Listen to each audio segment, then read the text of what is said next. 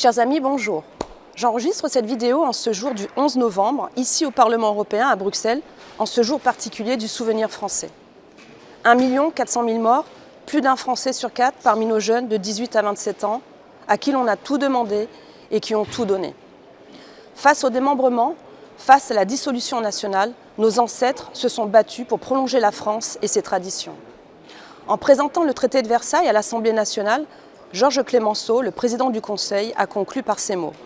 La loi des démocraties veut que le pays juge en dernier ressort. Oui, vous devez juger en dernier ressort. C'est pourquoi je veux vous informer de ce nouveau traité OMS négocié en catimini. L'OMS, c'est l'Organisation mondiale pour la santé fondée en 1948 à Genève, une organisation interétatique qui reçoit aussi des financements privés, certains disent trop.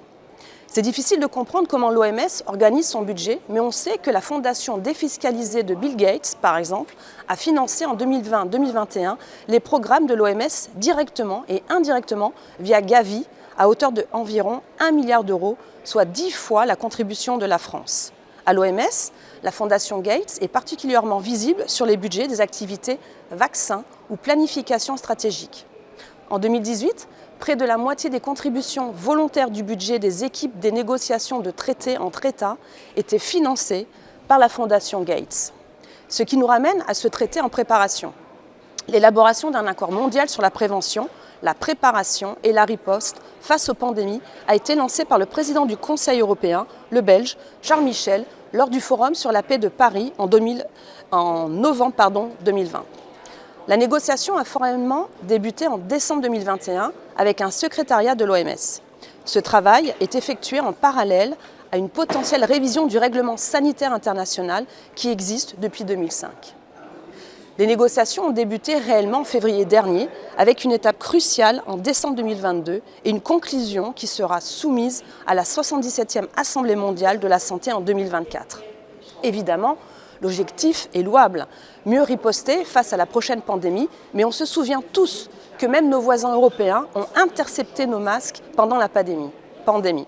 En situation d'urgence, il faut compter sur soi-même. Aide-toi, le ciel t'aidera.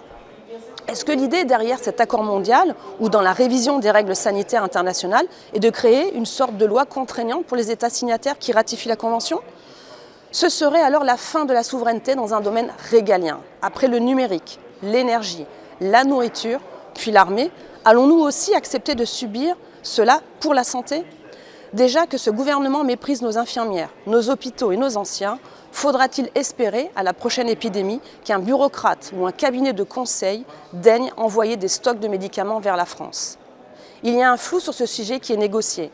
Lors de son audition au Parlement européen, le 27 octobre, le représentant de l'OMS, Michael Ryan, a refusé de communiquer aux parlementaires le texte des 14 amendements en discussion.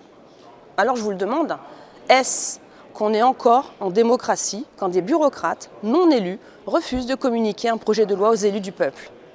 Je vous invite à surveiller ce sujet car il est très important. À très bientôt sur nos réseaux sociaux. Je vous remercie.